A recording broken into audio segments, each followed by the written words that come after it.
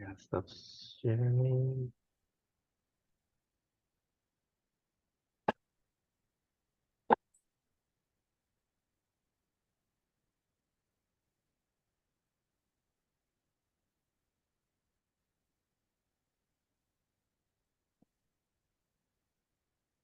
Okay, palms join everyone.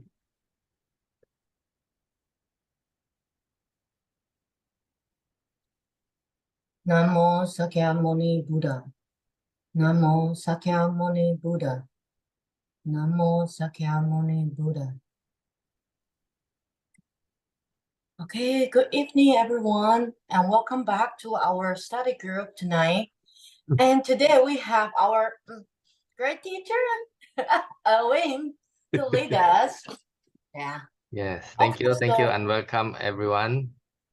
I have to leave first, and Yes. now I will come back. Yeah. Okay, sorry. Before I begin, I'll see the answers first.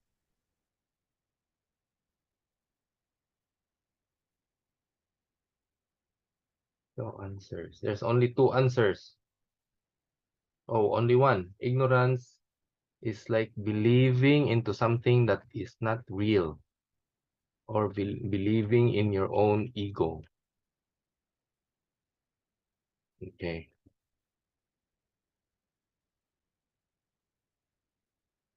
Okay.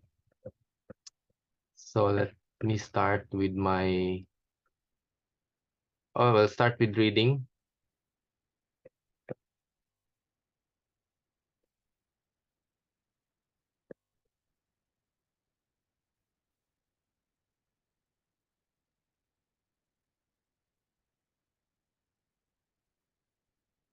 Okay, let's start with Sheila for the reading. Okay. Aligning the eyes, nose, and chest. In the past, teachers in monasteries would instruct students not to be restless or distracted by looking, talking, and moving around. Students were taught to be mindful of their comportment when walking, sitting, standing, and sleeping. One way to be mindful of physical posture is by aligning the eyes, nose, and chest. The eyes should not be wide open or looking sideways, but gazing down like a bodhisattva.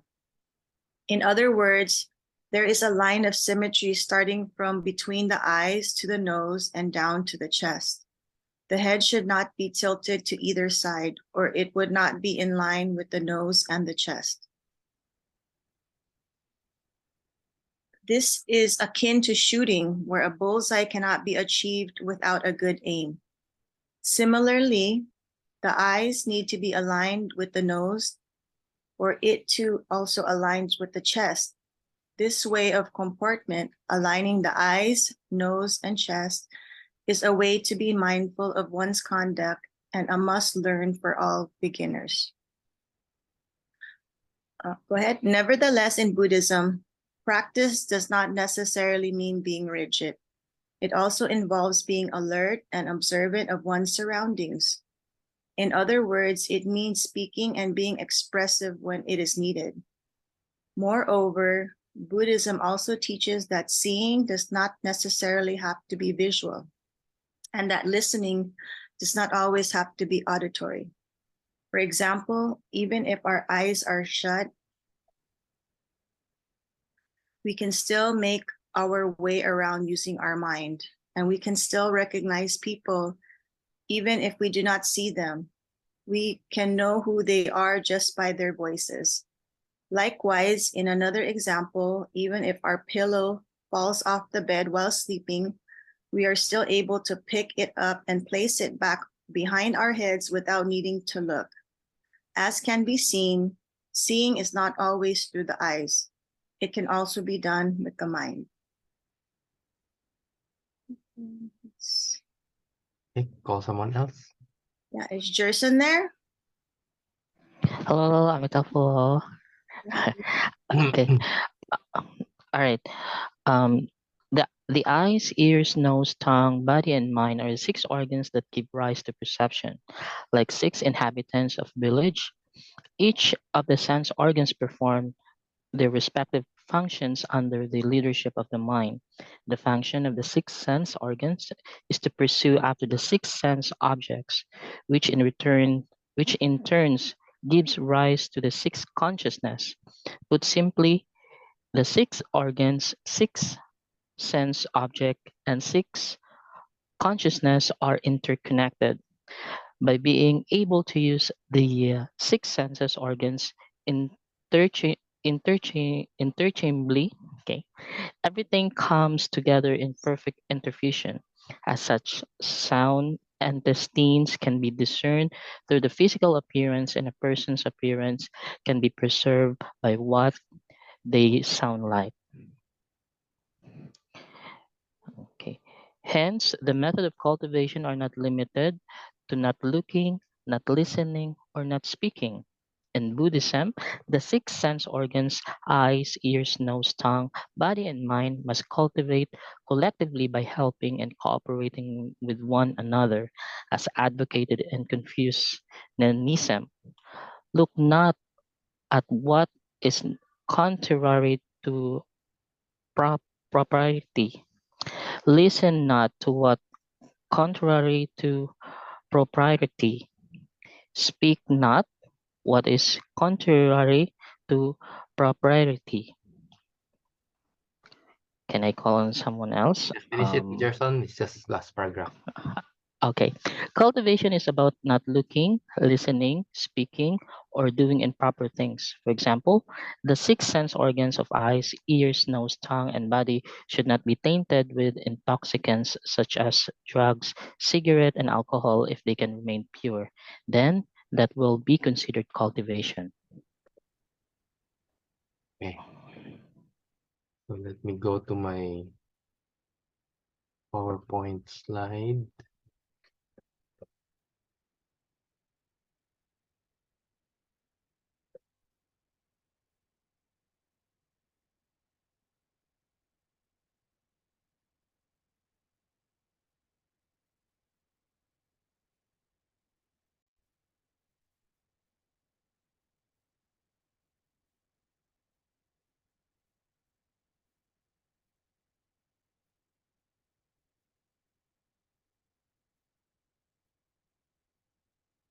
Okay, aligning the eyes, nose, and chest.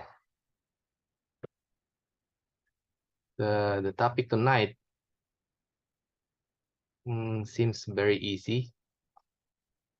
I would say we have touched a bit on this already. The six senses, our six senses. So that's why I also have some questions for all of you, because I'm sure you have your own idea or insights from this topic already. So in the article, it talks about being mindful of our physical posture by aligning the eyes, nose, and chest. That there is a line of symmetry starting from between the eyes to the nose and down to the chest. The head should not be tilted. Okay, so this is a way to be mindful of one's conduct and a must learn for all beginners. So can you see? It is a must learn for all beginners. So whenever we see an image of a Buddha or somebody meditating, it's common for us to see this posture. And if you look at it, there's a straight line and symmetry in the Buddha's posture. Similarly, when we see a master or Venerable Master Xing Yun stand, normally you'll see them standing like this also, and you'll see a very clean and perfect symmetry. So this way of comportment, aligning the eyes, nose, and chest, is a way to be mindful of one's conduct and must learn for all beginners. I remember long time ago in the temple when we're chanting, we wear the high ching, right? And in between there's a break, so people can go get a drink or do something. And then at that time, one of our participant, he was like standing like this with the high ching. So the master came to us and said, you know, you're wearing high ching, you should not stand like that. You should stand with your hand like this here. Very similar to how Venerable Master Xingyan is standing. So this, at that time, I thought, you know, if you're wearing high ching, you have to look certain way. I thought it's only about that, but right now we can see that it is about being mindful of our posture. Right? It's more than just the look. Okay, so we'll see why. So these are pictures of beautiful ladies. And if you look, all of them have tilted head. And the reason simply, I would say, is because of the way they do their hair, you know. In order to keep their hair that way, you know, they have to like keep their head tilted. Otherwise, the hair would probably cover their eyes already. So it's very looking at the pictures, I feel like I'm having a stiff neck already. Right? So this is something that if we are not conscious, then we don't know that this is happening, right? And later on, we will be wondering why we have, you know, stiff neck or any kind of pain. So that's one example of how or why we have to be mindful or we have to be aware of our body alignment. Anybody else can give other examples of why we have to align our body? Anybody? You want to answer on the mentee or you just want to speak out directly?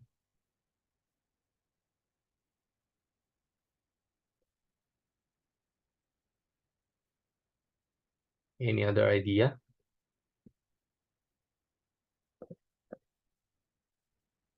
The way I see it is number one is the posture, right? So for example, when we're sitting here, if we are not aware, then we would probably be sitting like this, the one on the left. And many of us are in front of our computers so many hours a day. And this kind of posture will lead to many different aches from our neck to our back to our arms, hand, knees, even the feet. So that's why many companies, they sell you ergonomic chair with good pelvic support. But even with that pelvic support, if you don't sit properly, it's still no use. Right? So no matter how expensive the chair is, it still won't help you if you don't have the right posture. So for those who are practicing meditation, this is the kind of posture. You don't need to have a backrest at all. So if you practice meditation, it helps us to be aware also of our comportment, right? So even in standing, there are,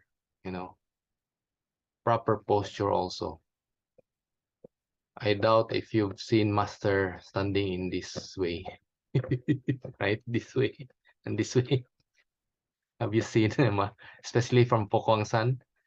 I don't think you'll see master standing like that, right? They're always very aware of how they stand. Is that part of your training, Sapo? Like there be a disciplinarian who will beat your Yes. head or something? That is part of training. And then we have to walk like a model because we have a book on the top of our Oh, head. And then wear our robe and then go and upstairs, downstairs like that.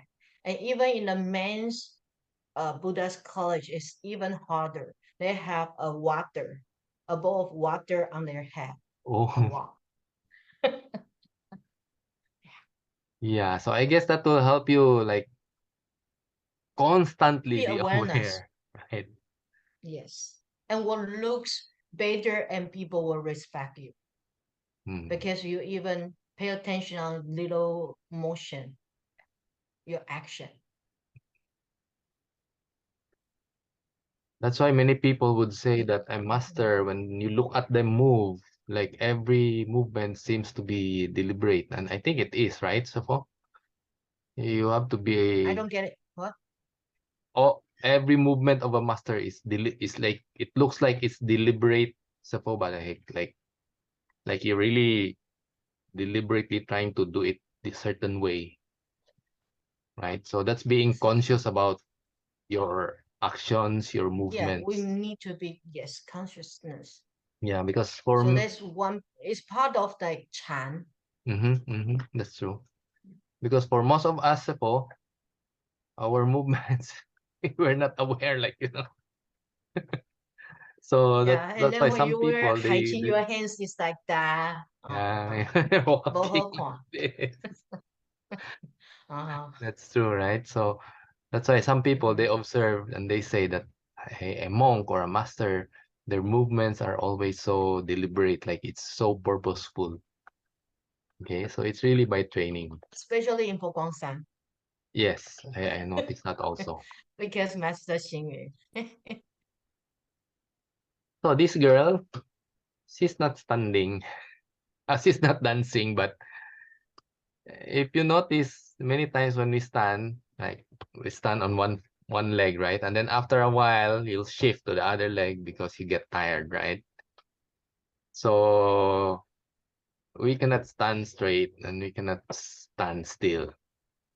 As compared to a master, normally when they're doing chanting a sutra, they'll be chanting for like 30 to 45 minutes. And of course, you'll see them standing straight like that. Not like this girl, right? You'll never see a master chanting and suddenly shift there while chanting tok tok tok tok tok. Right? So I Yeah. I remember one time also Venerable Chelin said that, we should stand like that. And then she said, so that you'll not get kapui. So she knows Bisaya already. Meaning you'll not get tired. So that's when I realized that when you're standing straight like that and with 2 feet, together and straight, it's really better than, shifting from standing on one leg. Can you imagine one leg supporting your whole body? So, but if you're standing with 2 legs straight like that, it's easier to our body. And that's how they can sustain, chanting like the whole day or 1 hour standing like that.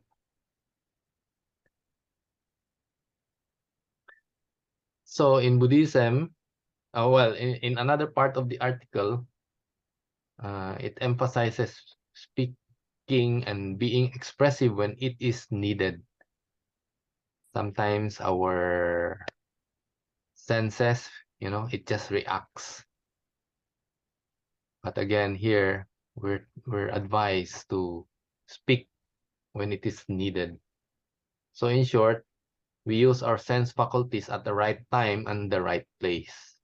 We don't just react whenever we hear something, or somebody said something, you know. And also we use our senses in harmony with each other. So in short, it's like all our senses is helping enhance the other sensory faculty. So we know already that in Buddhism there are 6 sense organs, right?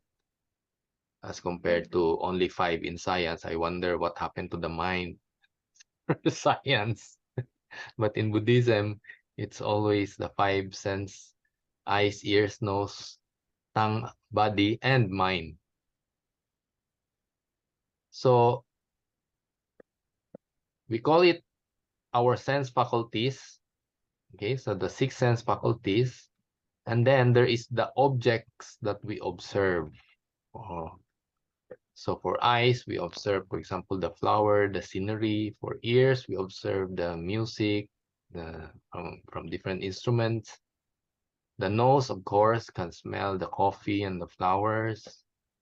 The tongue can taste the coffee and vegetarian pizza. The body can feel pain or heartaches.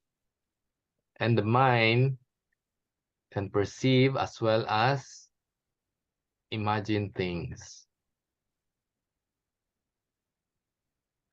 Okay, so once our sense faculties perceive the object, then we call that perception. Okay, so the perception of seeing, hearing, smelling, taste, feelings, and thoughts. And all of this sometimes is referred to as the 18 consciousness. Now, what happened is once we experience any one of these, there is a reaction normally, right? Together with our 7th consciousness, we usually react, right? And most of the time, our reactions are the 108 defilements, right? So I because of this topic, I tried to look into the 108 defilements, if there's really 108 defilements. And true enough, on the internet, somebody listed down the 108 defilements. Anyone wants to read all of them? I think it's good to read, right? I actually read through all of them so that we will know, and hopefully we can avoid. So let's one column at a time. Let's start with Lloyd. You have mic, Lloyd? I will try. We can't hear. Can you hear me? Do I have Oh. sound? No. I think it's broken. Okay, yeah. Now we can hear. Hello? Yes. 108 defilements: abuse, aggression, ambition, anger, arrogance, baseness, blasphemy, calculation, callousness, capriciousness, accountable changes in behavior, censoriousness, being severely critical of others, conceitedness, contempt, cruelty, cursing, debasement, deceit, deception, delusion, derision, desire for fame, dipsomania, alcoholism characterized by intermittent bouts of craving, discord, disrespect, disrespectfulness, dissatisfaction, dogmatism, dominance, eagerness for power, effrontery, insolent or impertinent behavior, egoism, enviousness, envy,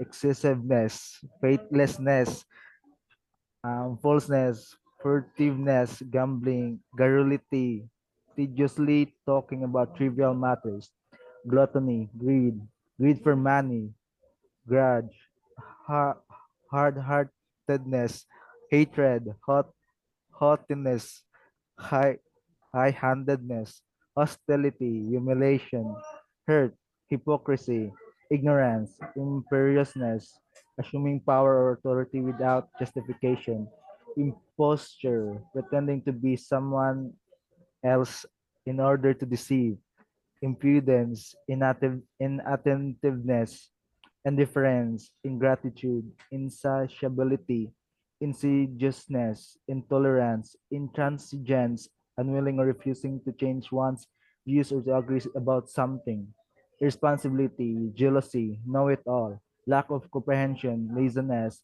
lecherousness, lying, malignancy, manipulation, masochism, mercilessness, negativity, obsession, obstinacy, oppression, ostentatiousness, pessimism, prejudice, presumption, pretense, pride, prodigality, spending money or using resources freely and recklessly, quarrelsomeness, rage, rapacity, being aggressively greedy or grasping, ridicule, sadism, sarcasm, seducement, self-denial, self-hatred, sexual lust, shamelessness, stinginess, stubbornness, torment, tyranny, unkindness, unruliness, unyielding, vanity, vindictiveness, violent temper, voluptuousness, wrath. Okay, thank you. Thank you, Lord. So can you imagine there's a lot of kind of reaction from our six senses, right? Uh, hope, hopefully none of us have all of these problem, right? Maybe some. And if you're not sure, I really counted. There's really 108.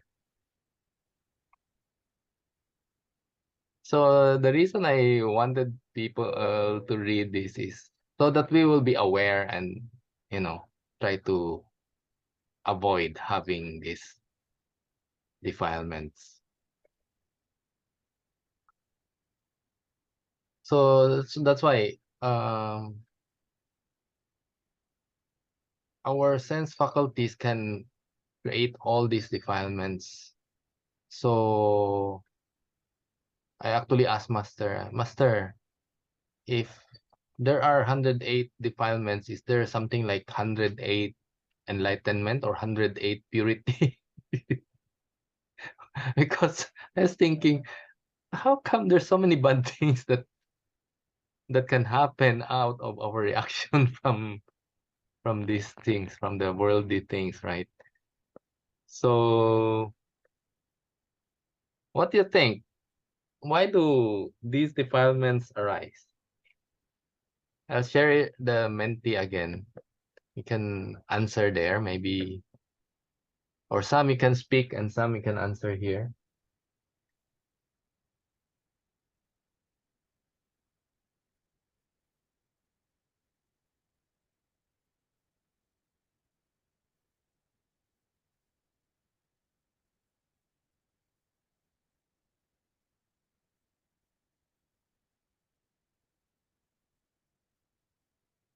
Okay, anyone?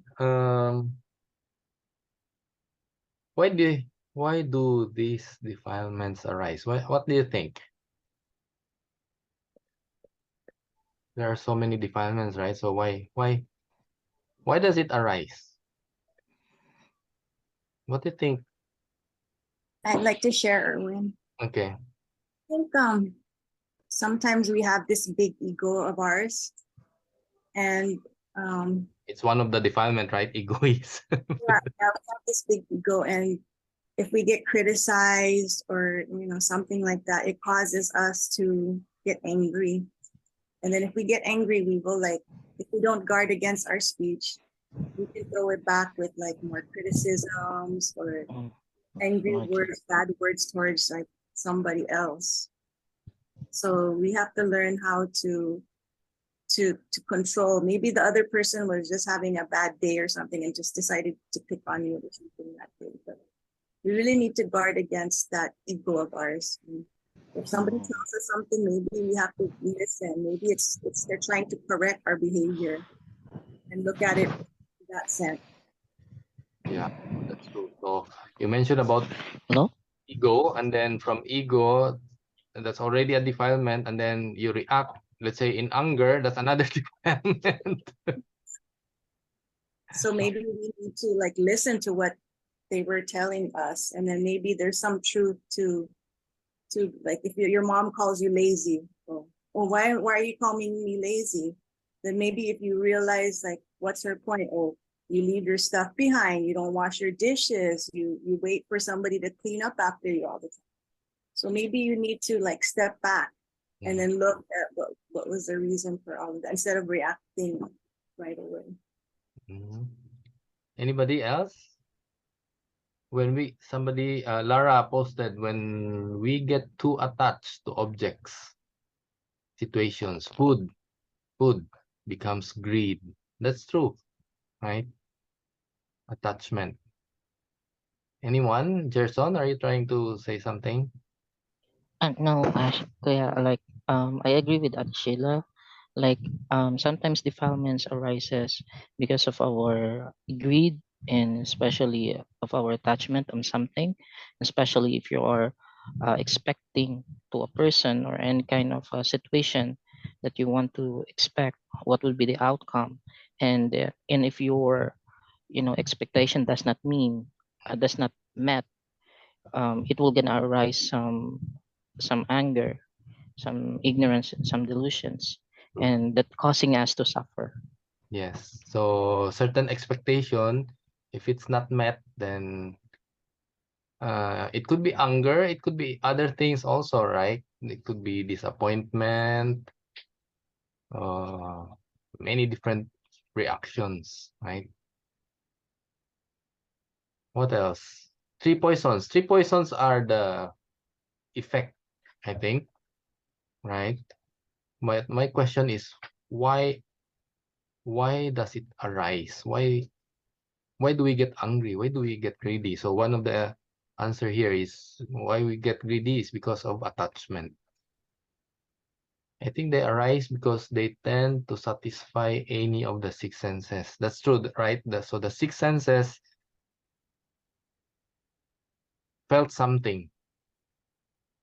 And usually if it's attachment, then it's something pleasurable. If it's something that angers you or creates some aversions, then it's something that's painful. That's also correct. Defilements cover our wisdom, which will our discussion will lead to that. Yes, that's true. That's why I want to know more about how these defilements arise. Because again, if we learn or we see how it arises, then there's a better chance for us to prevent it from arising. Right? Anyone else wants to share?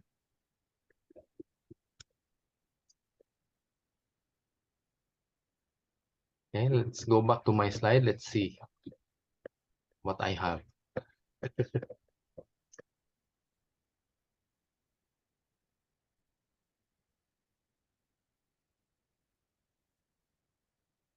So I have a few answers here. I just try to think from the perspective of our study mainly. So why do these defilements arise? Lack of understanding of impermanence. Why I think of this is because the attachment that we have is because we don't understand impermanence enough, right? We know things is not permanent, but yet we try to grab onto it. That's our reaction. We know,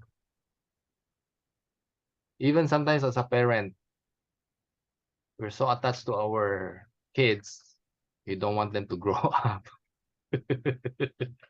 We don't want them to live and work somewhere, right? Because we don't understand impermanence. It's impermanent, so they'll grow up. It will be more sad if our kids don't grow up. Okay, lack of understanding of non-self, which Sheila gave an example, right? It's arises the ego. Usually, for example, jealousy, envy is because we see somebody better and then we don't understand non-self. We see them as separate from us. Then we become jealous. But in Buddhism, we always talk about we are one. There is no you, there is no I. Those are non-self. So if somebody within our family, close family is better, we are happy, right? But if it's other people, then the jealousy might arise. So you'll see that if we feel that we are one and together, then jealousy won't arise. So the only way is for us to expand our we are one. If we can see as we are one as everyone in this world, then no matter what, jealousy won't arise. Lack of understanding of cause and effect. So some of the things, if our defilements arise, then we know there's some effect, like what Sheila mentioned again earlier. Because of ego, then anger arise, so one after the other, sometimes it won't stop, or it's very difficult to stop already. So if we understand cause and effect, we really want to stop, or we really want to prevent it from arising at all. Otherwise, it might create more other defilements.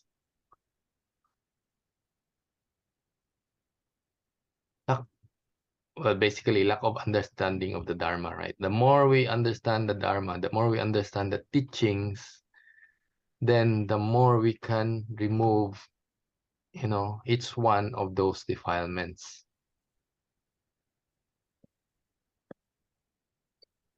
So that's why it's important for us to know what are the defilements and then assess ourselves, which of the defilements we have, and try to remove it one by one. Okay, so as shared to me by Venerable Yohui, this is what Venerable Master Xing Yun recommend on how to use our sense faculties. Our eyes, our compassionate eyes, to help build good relationship.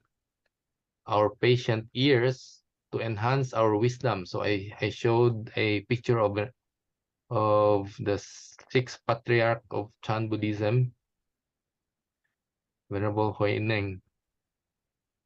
He heard somebody chanting the Diamond Sutra, and his mind opened. I think he became enlightened just by hearing the Diamond Sutra. So who knows, one or all of you might one day become enlightened, just because you're chanting Heart Sutra or something. Maybe right now your ears is still closed, even you're chanting. So just open our ears and who knows, you'll be enlightened. Okay, a clear nose to help ensure our good health. A complimenting tongue helps create joy. Yeah. This is very true, right? Sometimes even just the waiter, they serve us the food. Yeah, true, it's their job. Just one word of thank you they will smile, right? And it doesn't cost you to say thank you. Beneficial deeds help bring good to others, and it also help bring good to back to us. A Buddha-like mind makes attainment possible. So we use our mind to attain enlightenment. So if we can shift the use of our sensory faculties into these things, then of course, together with our seventh consciousness, right? Instead of defilement will arise, now is prajna wisdom. So when I asked Venerable so is there like 108 purity or something? She said, no, just prajna wisdom. Right? Really, it's just that easy. Okay, easy to say, but easy to get rid of. Yeah, that's why. So if if we understand, then only this one will arise, nothing else, right? Otherwise, there's so many things that will arise Yeah, but and mess up because our you life. already have wisdom, everything will come, right? 三好四给 is coming with it. Yeah. Three acts of goodness, you will naturally just do it when you have wisdom. That's why the article reminds us again to be always mindful, not only of this physical comportment, but all these sensory faculties of ours. Otherwise, we always just react. And good if you are a Buddha, because their normal reaction is prajna wisdom. It's their habit already. They don't even need to think. But for us, we have to think. We have to be mindful. Yeah, so we have to really watch our six faculties. True. So It's in the like same way, a gate. if you notice my slide is all about poison, toxic, garbage. So Yeah. if you notice, I purposely use this slide because the 108 defilements are all of those. Like it's toxic to our body, to our mind, right? It's garbage into our mind, right? But then again, if we have prajna wisdom, even the garbage, right, can become soil and fertilizer for a flower to grow. So that's why it depends on how we see it. That's why things can change. So the same faculty, the same object, the same perception, different reaction, right? So if we are aware the 108 defilements, we just shift our reaction to something that is not defilement. Okay? The methods of cultivation are not limited to not looking, not listening, or not speaking.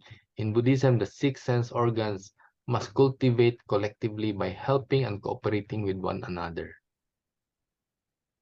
So all our sense faculties should help each other. Yes. Okay? So I think this is my last slide, and my last slide is a question again. How else can we use our sensory faculties to bring positive effect to ourselves and others? Or you might want to share an example or personal experience where you were able to observe how your sense faculties reacted, or anything related to this. Anyone? I'll stop sharing now.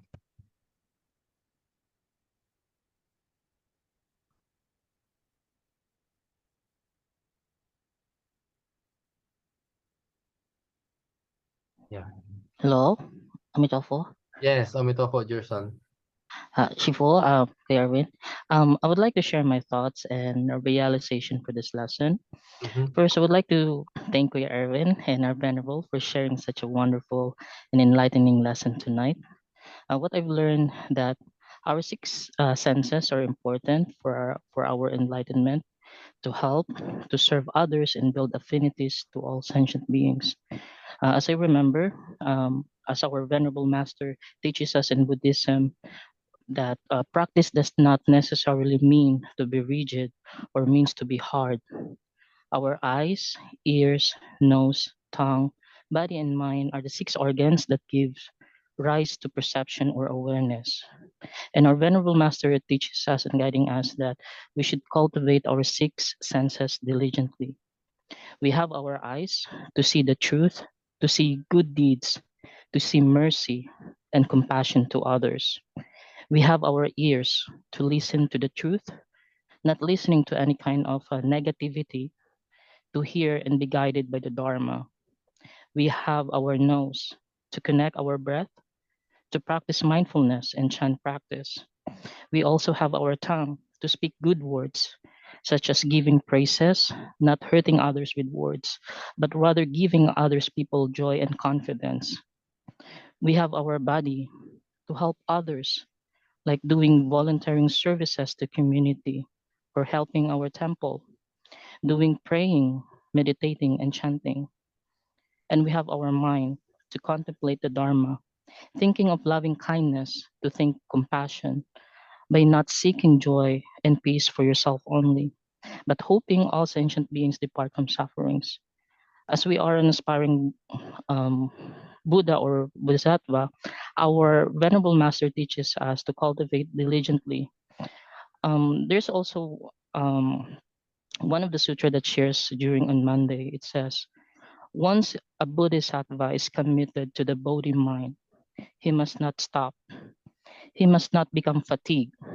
He must not become tired of the Dharma or feel that he is satisfied of what little he has. And also, as I remember, one of the lesson of Venerable Miagwang shared to us for having a Bodhisattva mentality. If a Bodhisattva is not polluted by the troubles of life, then he will achieve the wisdom of manifest condition. And if a Bodhisattva can endure any obstacles, then he will achieve the wisdom of inner purity. And if a Bodhisattva can listen sincerely, as like he merely listened to an echo in a mountain, then he will achieve the wisdom of sound. And as I remember last year, that was shared to us during our Dharma lecture on Sunday by our two venerable. One of the most important lessons I've learned to cultivate and improve our six senses is doing a reflection. Doing a reflection in the morning before waking up, and doing a reflection in the evening before going to sleep, and thinking the three acts of goodness. And additionally, not being too hard on yourself, and always committing yourself to your Bodhi nature. And doing and cultivating this reflection every day will make a person grows rapidly and can reach to the path of enlightenment sooner, as our Venerable Master shares to his book. And I want to say thank you to my elders and especially to our Venerable for being such an inspiration for me, for helping me, and for practicing humanistic Buddhism. And I'm looking forward and continue to learn. And I apologize for taking so much time for sharing this joy. Thank you. And thank you for listening to my practice. It's okay. Thank you very much, Jerson, for sharing so many things to us. Yeah. Anyone else? I wonder what happened to Oz. I was waiting for him to share something. Anyone else? Have you been mindful of your six senses?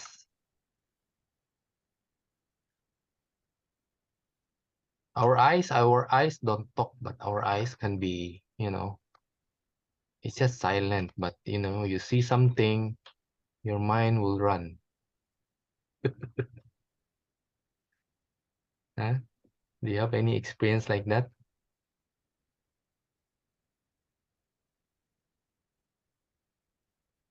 Or maybe your experience is too embarrassing, you don't want to share.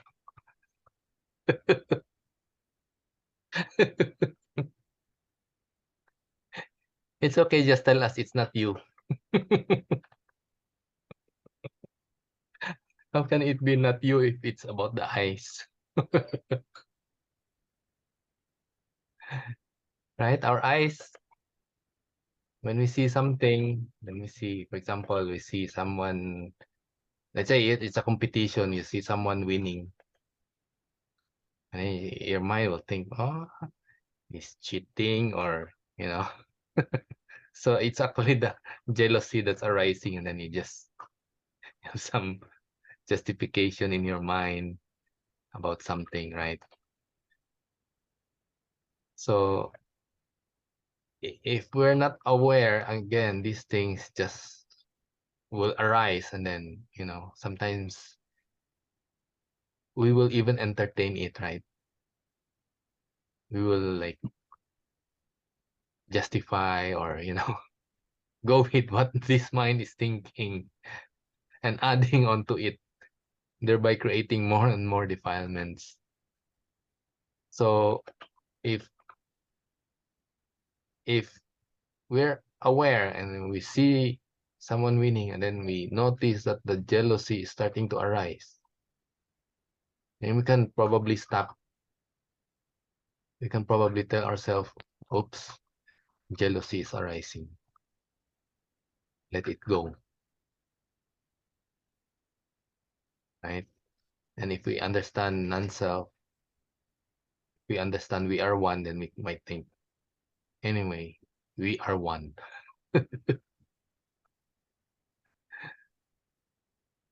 Our Siddhartha the musical, the last song is We Are One. So if you play that song, you can find it in YouTube. You can remind yourself, we are one. Okay. Anyone wants to share? Kuya Erwin, I would like to add something. Like, I think for me, one of the best way in order for us to get rid the defilements, from my experience and from my own realization, is that by joining also the Dharma service every Sunday, especially the great repentance or compassionate repentance, because um, we do have a Buddha to rely on, and we can ask, we can repent to ourselves, especially in our defilements that we did, and this will gonna help us to purify ourselves, our body, and our mind. And even though we are not perfect in this world, because since we're human, but we have the chance to repent, and we also have the Buddha. That is why I really love the teaching of Venerable Yue and Venerable Miaoren every Sunday, that coming in the Dharma service, it's just like a precious gem, that a precious treasure that cannot be taken away from you. So, which is really helps a person to cultivate, his path to enlightenment.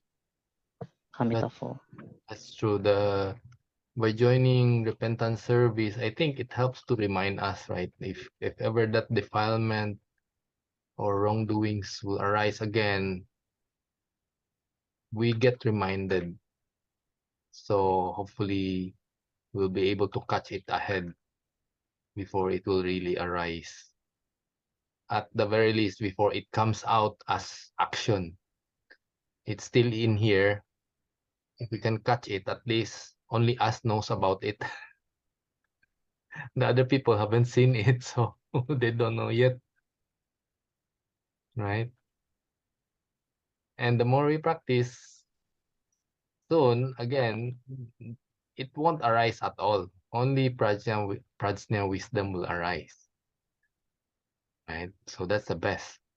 But for us practitioner, yeah, if we can catch it within our mind, yeah, that's still better than wait for it to become speech, or worse, wait for it to become action. You did something bad already. Right?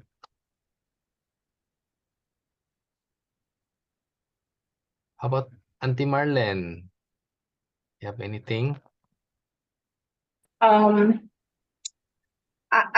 now I just cannot recall. I mean, I'm just right now I can't think of anything about the different, but I'm very sure that there's something that what we see, we should not immediately make a judgment about, what we've seen. For example, the case of one of my students before, because I was teaching special ed, and then there was this girl. She was a Filipina, and she was put into a severe, in special ed, they have different categories like moderate, severe, and then, disabled, handicapped, and other different categories. And then this girl, she was put in the severe class, and she's a Filipina, and she has always been very, not cooperating with the teachers, has become a very problematic student until one day. And so I also had that impression of her like being uncooperative, being lazy, and and so forth and so on. And then one day I got a chance of sitting down and talk to her. And but the way I observed her, she was not really had that kind of like disability. And then I asked her what happened to her, and then she said, she kept telling me, "Oh, my classmates are so bobo. I'm so bored to be in that classroom." She told me, I said, like she was the smartest girl in the classroom. And then we talked and talked, and then I asked her, I just found out, like, before if you are a foreign student, and before they put you in the class, they will have a certain kind of test to evaluate you. And because she came from Pampanga, and you know how she pronounced, she has this very strong accent. Pampanga, like they cannot pronounce P, is a F, right? Something like that. And then she could not understand the teacher because the teacher has the American accent. And so during the evaluation, she just did not respond to the question. And so they put her in like severe, like disability, because they thought like she has this very, very low IQ. And also she was misplaced in the classroom. And she found like, oh, it is so boring. Everything was so boring, not challenging. So when she went home, she refused to do her homework, and then she refused to cooperate. The mere fact that because of that, so it was a wrong perception from the teachers, from everything that they did not totally understand. I was embarrassed by myself too, because I also had some prejudice against her, because she was not cooperating and not working, and she was causing some trouble in the classroom. And so from her, I learned that, before you make a judgment, you have to really understand what is behind, what is behind the person, or what is behind the things that's happening. So don't make judgments so easily. And I think that is the problem in many of us, what's happening, because once we see something, we immediately make a judgment. And most of the time we misjudge something, or we have prejudice, or we have our own way of interpreting things wrongly. So it causes a lot of misunderstanding and a lot of conflicts that's happening in our life. So this is what from her, I really learned something like, oh, I should stop judging people, or judging person, or judging a matter, whether this is wrong or this is right. And this is what I can share. But as of what caused me to get, I think after I practice Buddhism, I don't get angry that much anymore. And I've been able to control myself and being more aware of myself, my action. Yeah. And I try not to make judgment towards other people.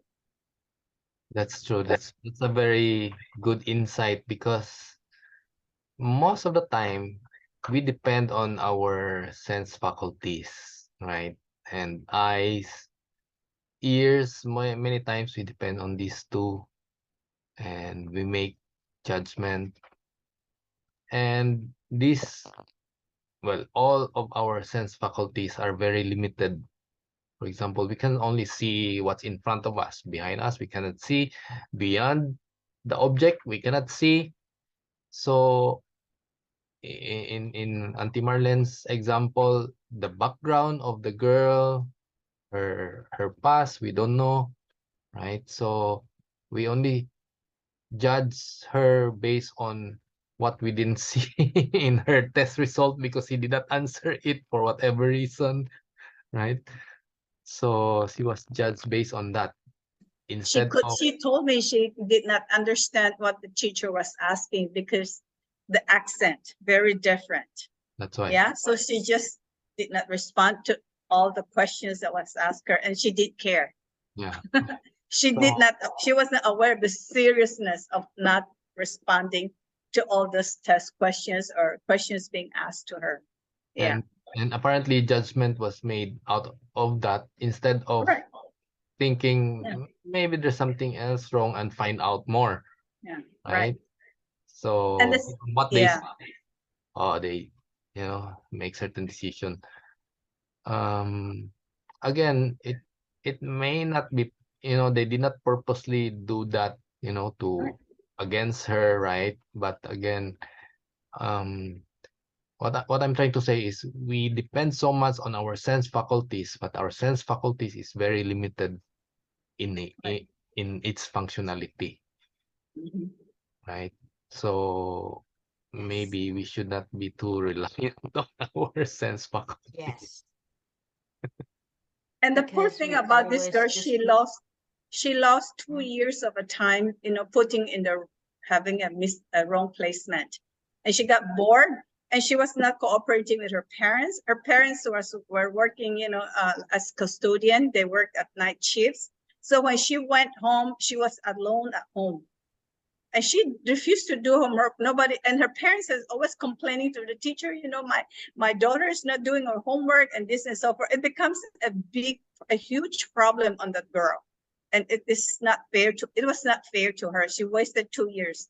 So I kept telling the administrator, she was placed in the wrong class, until they finally kind of listened to my report, and they kind of transfer her. But she wasted 2 years, 2 long years, putting in the wrong placement, in the wrong class. Hmm. That was sad. This is with my daughter. I have experience also wherein were not able to articulate or to express themselves well. So in which case it made us misunderstood them also. So sometimes that's why in the article even it says we have to express ourselves at the right time. Yeah. Because if we don't express ourselves, of course, other people with their limited faculties, how can they understand us? Right? But sometimes also, in order for us to express ourselves, it takes a little bit of wisdom also, right? It's, because It's not sometimes only wisdom, Erwin. Sometimes it's our fear that stops us from, showing ourselves. Again, the ego, no? You're afraid that people will judge you if you are honest about, if you're ignorant or whatever, diba? Like that was also, yes, it was unfair for the girl to have been judged, but it's also an object lesson that our cause, like she did care, right? Because she didn't understand, so she didn't inform that she did not understand. True. Yeah. Instead, she acted like she didn't care, so the Yeah. effect was there. So it's also a lesson, right? That when we don't know, there's nothing to be ashamed of when we say we don't know. Otherwise, we will not be, we cannot be helped when we hide. So in short, her reaction compounded the problem. Yes. Mhm. So there are two always like Hui Zi Fa Shi taught us in the another sutra class, right? There are there are many perspectives to it. So if you only saw how mean, why were they so mean to her? But the other side is she was also she contributed to her own predicament. But we're not blaming her. It's just like, there are many factors for a situation to have happened. So she's partly at fault. And the others also probably as a mentor, they were not as observant. Like, maybe they had paperwork to finish or whatever. So like, okay, we'll just go through the, like a template. We'll just score her like that. Diba? So So it's in always about being just being honest. Yeah, so I agree. In short, in whatever predicament we are in, it could be other people's could be at fault, but we could be at fault also, right? It Yeah. cannot be just one side, usually.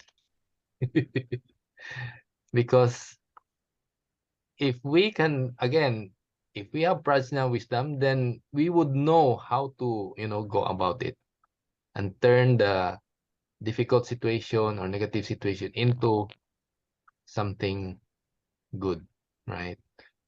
So again, that's why we need to continue and cultivate so that we will have the prajna wisdom to see through things, right? It's Anyone? just like a while ago, I saw the news that this was a teenager.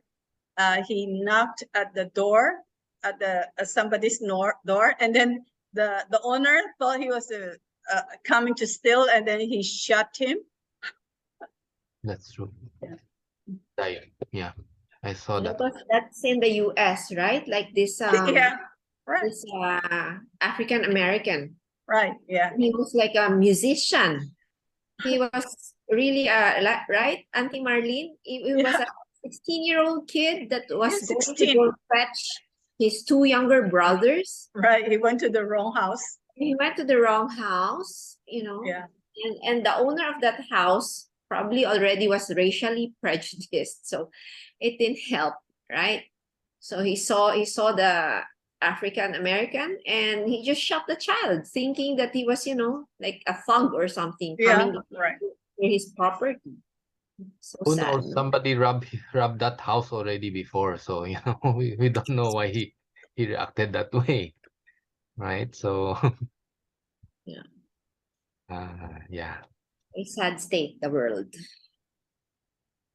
There's there's lack of trust nowadays.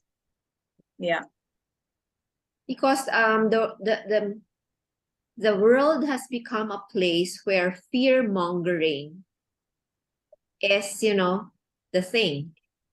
People parlay fear into more fear. right. That's why. Why They condition the minds that, something bad is happening and it's always going to happen. That's why. and why they always use fear mongering? Because many people, they don't understand. You tell them this, they will just accept it as it is without really understanding. Yeah, without even assessing properly. Right. So that's why it's very easy also to Feel that. That's why sometimes you have to be a bit curious. And Yeah, just like the other day, diba, COVID is really present. It's not ever gonna go away because it's a virus. But like the other day, I received a Viber message, no? Like they pass it along. Like there's a post about a news article and you see CNN and people don't really read. They just see the parang clickbait. And you'd think, oh my God, it's really, really, really horrid again.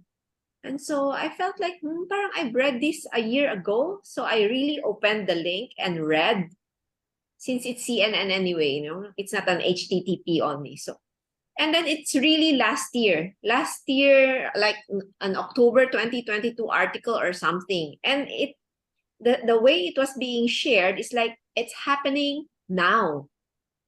Like, be careful because Tokyo, Singapore, like that. But it's a past article. Oh. So The people who receive that, oh no, they just forward it to they just everyone else. forward it. But I'm sure that one, somebody's with ill intention also started it, right? Diba? Because it's an old article, so somebody grabbed that old article, shared it to whoever in order to perpetrate it again. So, there's somebody who started it with ill intention. But the others just react based on ignorance, I guess.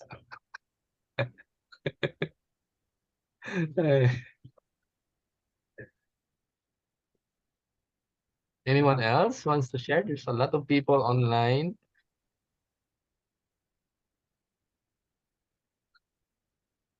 Si Joe, So, si oh, Uncle Joe is there. Baka he has, wisdom to share. Joe, you might have some insights to share to us.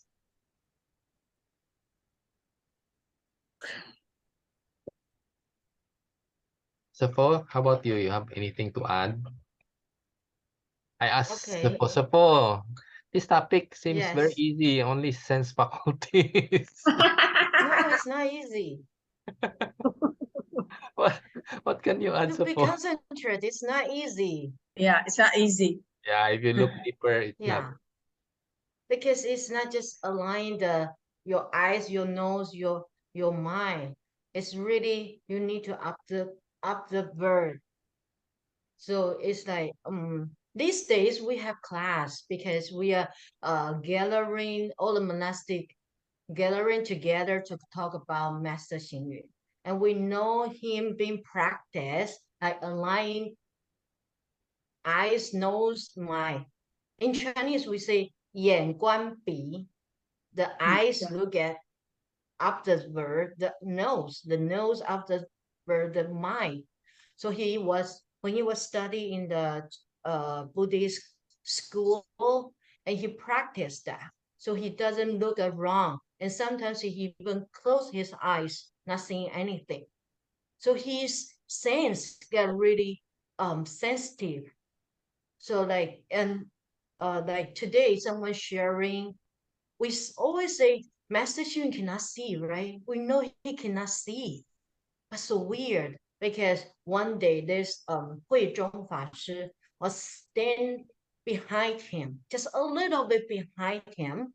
And then Master Xing asked him, they were in China. Hui Zhong Fa Shi was in China. So Master Xing asked him, okay, how much did you pay for your worker? But because his duty is not taking care of the worker, he has something else. So he doesn't know how much. So he was slowly step back and put his hand into his pocket, try to make a phone call, text the message quickly, and behind Master Xing Yun to get answer. But soon Master Xing Yun say, "Oh, put down your phone."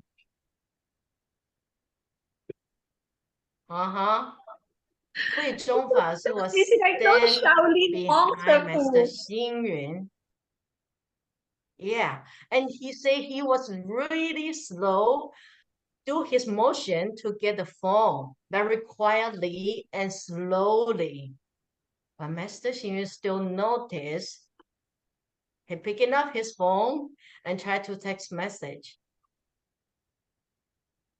Yep. I heard Because similar that's story. I why can't remember, but Master yeah. Xing Yun say he really used his sense. Okay, we say the faculty, sixth faculty is like the rubber. It's a bag. because we always listen to what we want to hear. We say what we want to talk. We don't really be careful to use them. So we chase the beautiful thing and good food and everything. But we don't use it to really observe and to practice. So it's like Master Xing Yun use his sixth sense, 6 hour organ very carefully. Yeah, so it's a real petition like that. And that's So, exactly why he could. These days, like yesterday and today, they talk about a lot of amazing things. And Shifu, I Master also Xing. remember Mm. I think it was also Venerable Miang Guang, no? She said in one of the classes that there was also an instance that a venerable was recognized by Venerable Master Xing Yun. Like he cannot see, but he knew who it was. There was a story she shared before that in that room, Okay. Venerable Master recognized who the person was inside or behind him or entered or moved behind him. I heard that. Yeah. Yes. So it's not Yes. only, yeah, He it's just not only like the hear, movement. he can see it. probably senses even the aura of the person. That's true. And Because I he guess that's the reason recognized. why he can do one stroke calligraphy, right? Because Yeah. if you're not aware of your body movement, maybe you can do one stroke calligraphy, but it will be ugly. No, or you'll be writing even beyond the paper on the mesa. You need to already. learn your Chinese first. You Yeah. cannot write a one-stroke calligraphy in English. Oji's in the room na. Win. Oji's here na. Yeah, so I came in late because I came from practice and my sensei fell. So I had to help him. It's okay. I just want to hear your insight on the alignment. Oh, I missed that. I thought I was gonna listen to the alignment. I was listening in and yeah. The insight is that when we do martial arts or Tai Chi exercises and mindful activities, we usually have an alignment. You cannot just go into it and practice and accomplish. So in Tai Chi, there's an alignment that we also follow. The chin has to be a little down, the eyes looking forward, and then the spine has to be in a neutral position. And all the joints are relaxed. So this is some form of alignment that you follow so that you are able to practice correctly and properly. Otherwise, if your alignment is not correct, you will not gain the full benefit of the exercise. So, and I also mentioned about calligraphy because when I was learning calligraphy, my teacher would always correct my posture. So the paper has to be in the center and in my eyesight. Even she would tell me my eyesight where to look in the paper. So in the center of the paper, so that when I start writing, I know exactly where the center is. And if I have to write 3 characters, I know that the first character has to go above the center, the second character on the center, and then the third character below the center. So my eyesight, my nose, and my body is squared towards the center of the paper. And my feet have to be touching the ground and have to be in a seated position that's comfortable. And the shoulders are down. So there's specific alignments that you do with your body, and this helps you focus. This helps you center. Without this form of alignment, you won't be able to achieve the same things what you want to achieve effectively. You won't be able to progress in your practice. So yeah, so this is what I thought I would point out and it's the same in the kendo exercise, the kendo practice that I did today. So my teacher, my sensei, fell because his alignment was wrong. So when they went into a position where like it's a locking position, so you're with your bamboo sword and you lock with your enemy, and there has to be a specific alignment, otherwise you really will fall. And I think that because he wasn't in the right position, he was caught off balance. So the alignment helps you with the balance and helps you with focus. Yeah, so right. So I wonder if because I missed the class, I'm so sorry guys. But is this alignment that Venerable Master Xing Yun was talking about? It has to do with meditation and being mindful every day, right? Applying mindfulness by aligning your eyes, your nose, and your heart. Is it what the article was expounding on? Partly yes, but we go beyond the physical. We focus on our six sense faculties and move from awareness of the body to awareness of the sense faculties. Wow, And that's yeah. very, yeah. That's a deeper level of it. Yeah, but it has to start with the alignment, and once you're aligned, then you become so focused that you are able to use all the senses, the six senses, effectively, efficiently. Yes. And I read it earlier, but you know, that you're able to see with your ears, hear with your nose. So the senses can go beyond what it usually does. Thank you. And Venerable Master Xing Yun have shown to us that it can be done. Yeah, it's not And superpower, yeah. just be awareness. Yeah. And I also think that probably if you have the proper alignment, you have the smooth flow of chi, the energy in the body. And with that, if you have this flow of the chi, you become alert and you have more vitality. And with that, you become more focused, you know. Yeah. Everything just better. In fact, in one of the recommendation of Venerable Master Xing Yun is use our nose for health, right? So in fact, I haven't checked if it's true, but one of the doctor in Russia a long time ago have discovered proper breathing to help improve our health, really. That's called, Avoid sickness. I know about that, Erwin. It's called the Buteyko method of breathing. Yeah. Buteyko. Yeah. And yeah, basically it's breathing mindfully, watching your breath so that you're able to go, you know, always breathing through the nose because it's the normal process of breathing. And he would even go up and down the stairs and maintain the breath of breathing through the nose and not breathing through the mouth, because when we are stressed, normally when we're stressed, when we're agitated, the breathing moves from the nose to the mouth.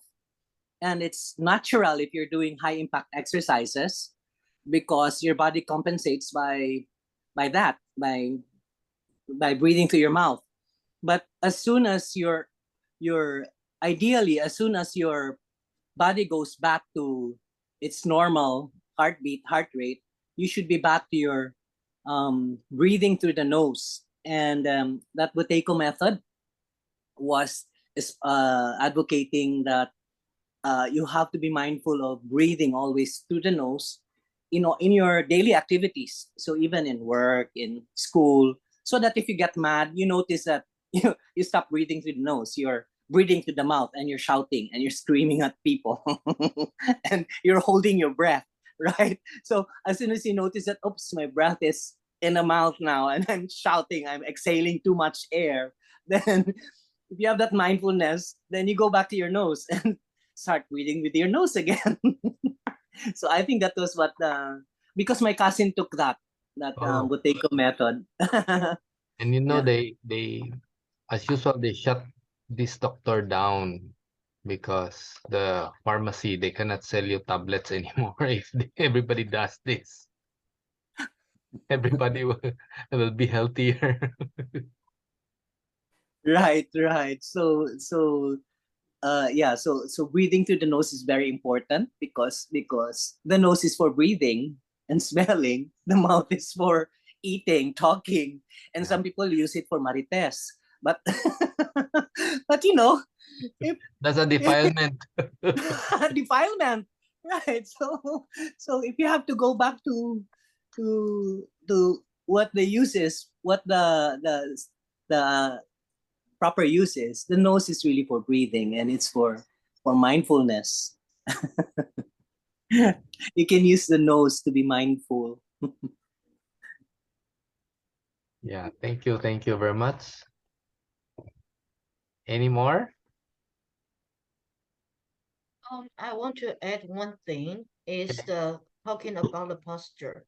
And I don't know if any of you heard about when a practitioner we need to 坐如钟. Okay. 行如风 when you walk like a wing. When you stand like a pine. 行如钟坐如站如松坐如钟 when you sit like a bell. And when you lying down, it's like a ball. B-O-W ball. Again, Shefu, you got choppy. Yeah, my internet. So I was. Auntie Marlene, you say it. Auntie Marlene, what did Okay. she say? It says that when you sit, you sit like the bell. Okay, And then when you should just have it stand, you down. stand tall like a pine tree. And when you walk Pine. briskly like the breeze. So, 对吗？你那个 When 是 you walk, it's like a breeze, like the Like- breeze, right? like a wind. Yeah, Uh-huh. very light. Yeah, Yeah. but quick. Those are the 5 So comportments, you really watch Sifu, out right? every movement. 5 comportments. Huh? Those are the 5 The comportments. three. Ah, the three. Yeah. 3 or Three, 4? four. Four. Four. Stand like the pine tree, walk like the breeze, sit like a 行 bell. 如 Like the bell. 风，坐如钟，还有站 walk. 如松，立 And then 卧如弓。Four. yeah, four. And Okay, the slow fourth down. is you lie down like A what's ball. it? B-O-W. Yeah, like a ball. Bow and arrow, like a bow. Why both? Oh, Because yeah, we use only Fine. one. Like you have to sit like that. You don't sleep like this. On the side. oh, And to Okay. the right side. Ah, Mhm. So put on your elbow under your head like that. Yeah, like that. Mhm. Sifu, And you is that stand the very way that the straight. Buddha was sleeping? Nirvana. Right? That's the way the Buddha was sleeping? Yes. Yeah. Yes. The Sleeping on the Nirvana's, right side like a posture. bow? Mhm. Mhm. I like It's more these. healthier. Yeah, and it must be the right side, not the left side, because left side is your heart. You don't want to press on your heart. So you lie it down must be the on right the right side. Yeah. And then you won't fall asleep too long. So you can get up early. You don't sleep too much. So you have to get up early.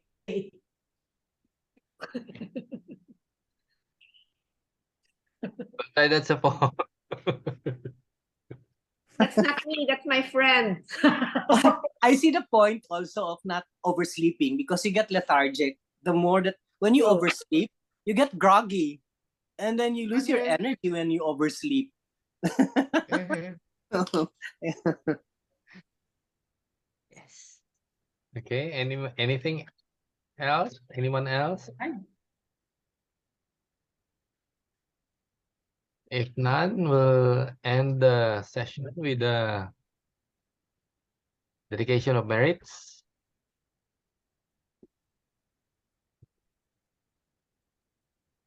Yo, you're online. You want to share something before we end? Oh, well, sorry about earlier.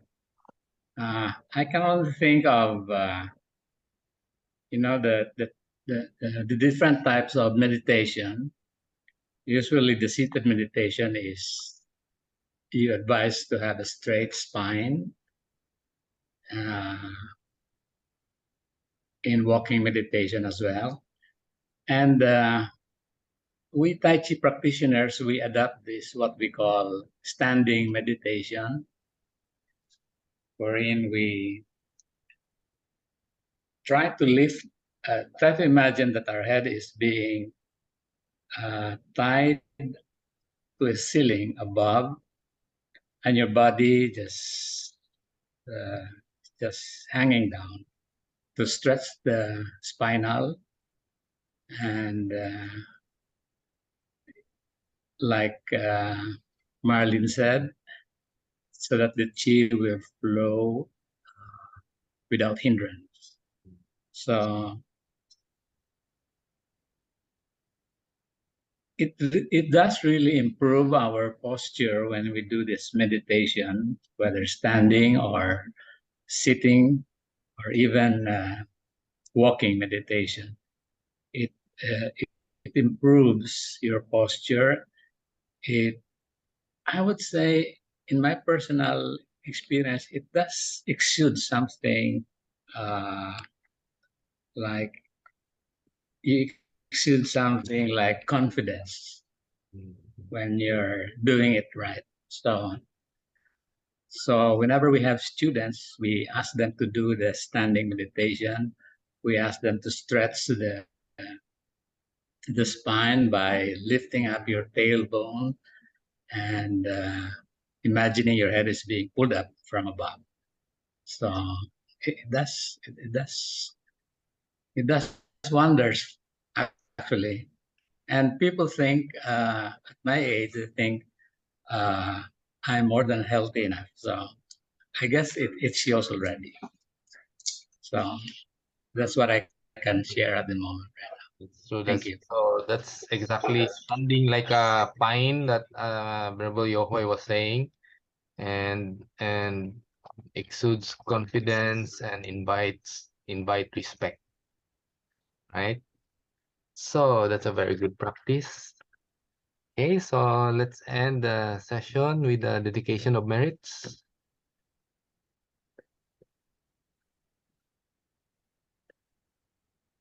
Okay, palms join.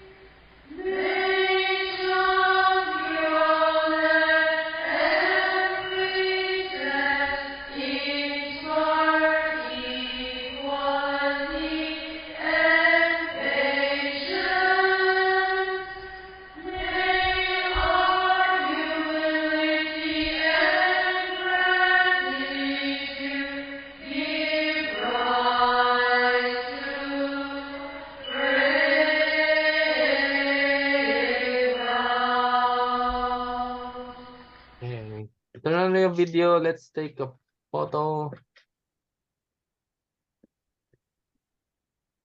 Anyone else wants to turn on your video?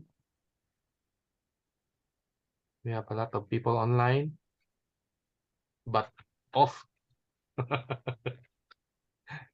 1, 2, 3. Lotus flower. Okay, ready? 1, 2, 3. Thank you very much, everyone. Bye. Thank you, Sapo. Okay, announce for next week. finally, I invite the male monastic, Hui Jin Fa Shi. She is from Oh. Canada.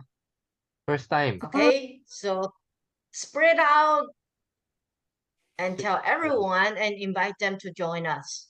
Next All week. right. Okay, Shufu. Next